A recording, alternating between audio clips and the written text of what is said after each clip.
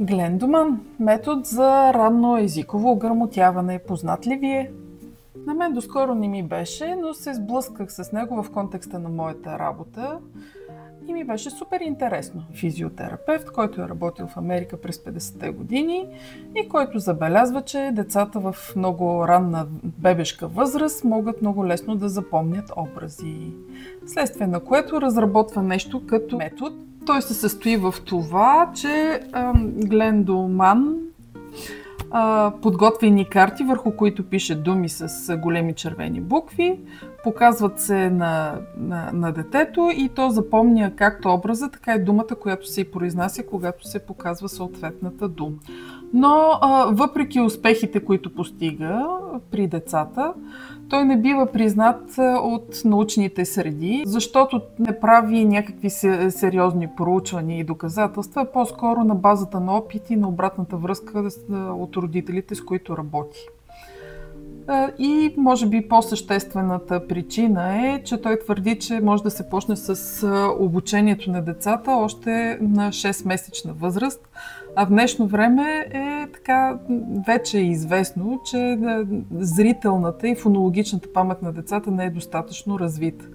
Така, щото децата запомнят образа, свързват го с съответната дума, но не разбират смисъла на думата. Но въпреки всичко, той вдъхновява много съвременни методи за обучение, ранно езиково обучение. И сега как този метод се вписва в поредицата "Помогни ми да се справя сам". В нея също е заложено учене на цели думи като образ. Но с разликата, че също така има и изображение, което допълнително помага на децата да могат да проследяват съответното изречение и история.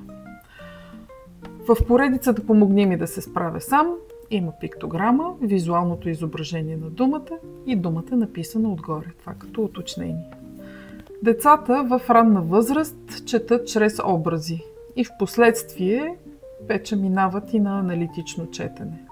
Това е заложено и в тая една поредица. Но кои са позитивите в тая първа фаза?